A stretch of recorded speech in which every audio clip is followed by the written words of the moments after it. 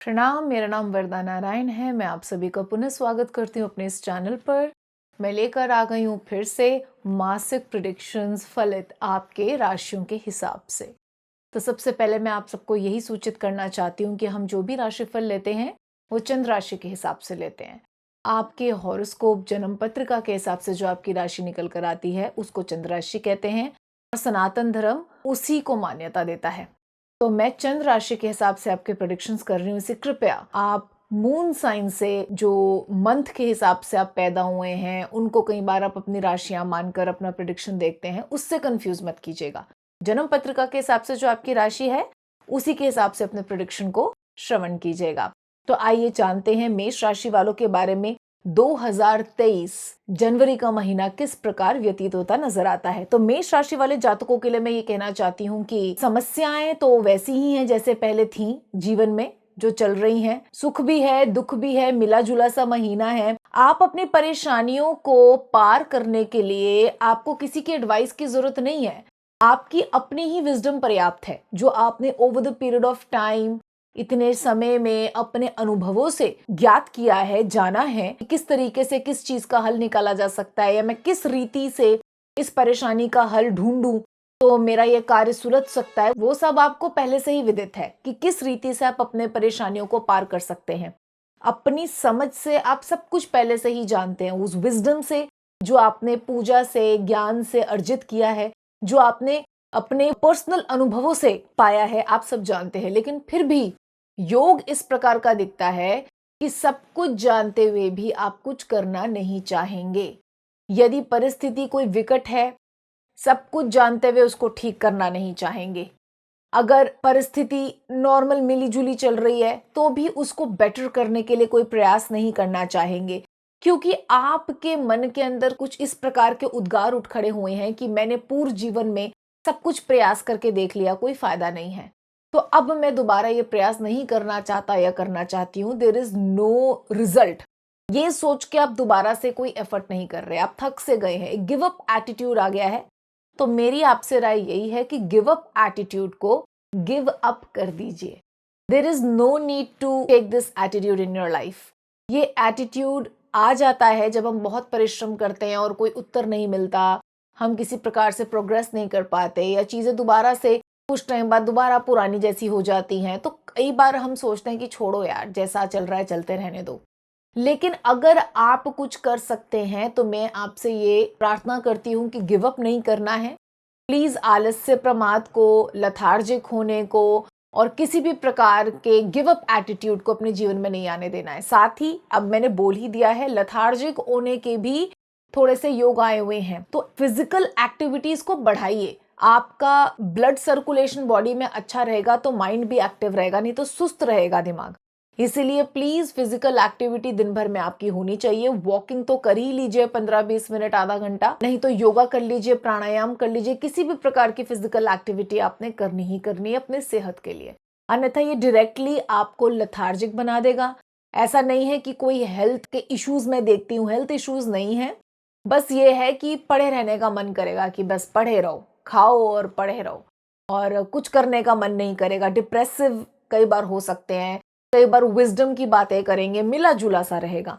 लेकिन overall give up attitude and laziness, ये दो मुद्दे हैं जो इस महीने आपने इनको फेस करना है और इनको पार करके जाना है और विजयी भव होना है। ठीक है, तो मैं हमेशा कहती हूँ एस्ट्रोलॉजी हमें योगों का बताती है कि कौन सी चीज का योग बना है, और योग इतना ज्यादा उत्तम अपने ऊर्जा पे होता है कि वो चीज घटित हो ही जाती है। लेकिन पुरुषार्थ को हर योग से, हर चीज से भगवान श्री हरि कृष्ण ने ऊपर रखा है, तो कुछ सोच के ही रखा होगा। प्रभु की बातों को हम चैलेंज नहीं कर सकते। यदि प्रभु ने ये चीज बोली है कि लिखित चीज को आप अपने पुरुषार्थ से बदल सकते हैं तो अवश्य ही बदल सकते हैं। बस फर्क इतना है कि अगर योग अनुकूल है, आपके हिसाब से है, तो आप सोचेंगे और काम हो जाएगा। और योग अगर अनुकूल नहीं है, आपके विपरीत है ना, आपको कष्ट देने वाला है, तो आपको शायद 100 बारी या 101 बारी तक प्रयास करना पड़ेगा और फिर आप सफल होंगे। तो पुरुषार्थ, उस एफर्ट को करना मत भूलिए, गिव अप मत कीजिए एंड इन योगों को पार कर जाइए। तो बिफोर हैंड आपको ये चीज पता है, you can take care about this. ठीक है, हेल्थ पे मैंने आपको बता दिया, ऐसा सच कोई इतना दुष्परिणाम नहीं है कि कोई हेल्थ में कुछ आ रहा है, लेकिन आप आलसी हो जाएंगे, लेथार्जिक हो जाएंगे, जिसकी वजह से health of course laziness, BP low सा, इस प्रकार के योग बनते हैं। तो थोड़ा सा आपने फिजिकल एक्टिविटी अपनी ठीक रखनी है, खाना पीना ठीक रखना है। ऐसा कुछ सीरियस तो हम नहीं देखते हैं अधिकांश में। बाकी हम बात करें अगर करियर में आ जाते हैं, जो सबसे इंपॉर्टेंट क्षेत्र सबका होता है, वर्क लाइफ। बिजनेस हो, जॉब हो, प्रोफेशन हो, आर्टिस्ट हो, कुछ भी आप कर रहे हो, हम देखते हैं कि ज्यादा प्रयास करके ज्यादा उन्नति पाने का आपके अंदर उत्साह नहीं है इस महीने, तो कम से कम उस प्रयास को जितना कर रहे हैं उससे नीचे मत कीजिएगा, क्योंकि नीचे होने के भी योग हैं। ठीक है, तो प्रयास ज्यादा नहीं करना चाहते, थकान सी हो रही है, यार ठीक है हो जाएगा अपने आप, इस महीने नहीं मन कर रहा, कोई बात नहीं, ये 30 दिन का ही प्रिडिक्शन है, अगले महीने इसको चेंज कर देंगे आप, अगले महीने आप अच्छे से एफर्ट कर लेना। इस महीने थोड़ा सा सो जा रहा है काम में भी, एज इन कि आप कमाएंगे, सही ठीक ठाक कमा लेंगे, लेकिन बहुत ज्यादा परिश्रम करने का आपका मन नहीं कर रहा है। हो सकता है आप परिश्रम करें ही ना कार्य क्षेत्र में, तो थोड़ा सा इस चीज को दिमाग में रखकर हो सके तो इस योग को भी पार कीजिए। परिश्रम हमेशा करना चाहिए, पुरुषार्थ हमेशा करना चाहिए। ठीक है, अब हम आ जाते हैं स्टूडेंट्स लाइफ पे। तो स्टूडेंट्स लाइफ में मैं देखती हूँ पढ़ने का मन नहीं है, पता है अगर मैं नहीं पढ़ूंगा तो एंट्रेंस क्लियर नहीं होगा, पता है मैं नहीं पढ़ूंगी तो फिर ये क्लियर नहीं होगा, लेकिन उसके बाद भी मन नहीं कर रहा है, लथार्जिक। तो ये हर चीज में सेम चीज अप्लाई हो रही है, तो आपने इस योग को पार करना है अपने एफर्ट लगा के। ठीक है, आपके एफर्ट से आप लिखित चीजों को भी बदल सकते हैं। So do that, please concentrate on your studies. अब हम लव लाइफ, कपल लाइफ के ऊपर आ जाते हैं। तो मैरिड अनमैरिड कपल्स के लिए हम यही कहना चाहते हैं कि छोटे मोटे झगड़े होंगे, लेकिन आप या चलते आ रहे हैं पहले से ही, आप कुछ खास इस बारे में करना चाहते नहीं है।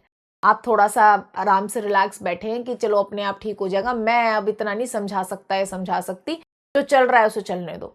तो ठीक है, कभी कभार होता है, हो सकता है आपने पहले बहुत प्रयास किया समझाने का और कुछ अच्छी चीज ना निकल कर आई हो, दैट इज ओके, बट बहुत ज्यादा छोड़ भी मत दीजिएगा जिससे दूसरे व्यक्ति को ये लगे कि आप बिल्कुल ही कनेक्टेड नहीं है उससे। तो थोड़ी बहुत कम्युनिकेशन बना के रखिएगा ताकि आपके रिलेशन में कोई ब्रेक पॉइंट ना आए। ठीक है, तो आ जाते हैं लकी कलर पे। तो लकी कलर निस्संदेह रूप से निकल कर आ रहा है आपके लिए पर्पल। नाउ पर्पल कलर के पुष्प खरीद के आप अपने प्रभु को चढ़ा सकते हैं, इससे अच्छा रंग का और कोई उपयोग नहीं हो सकता।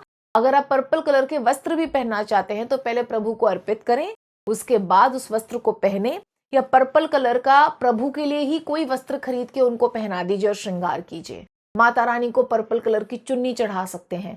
तो इस प्रकार की चीजें आप अगर करेंगे तो आपके जीवन में और गाढ़े रंग भरते नजर आते हैं। इस तरीके से आप लकी कलर का प्रयोग कर सकते हैं, आपका ऑरा और उज्जवल होगा, उससे प्रेम शांति बनी रहेगी और थोड़ी सी ऊर्जा भी आएगी। ठीक है, तो आशा है इन सब चीजों को आप ध्यान रखेंगे और ये महीना आपका बहुत बहुत मंगलमय जाएगा। धन्यवाद।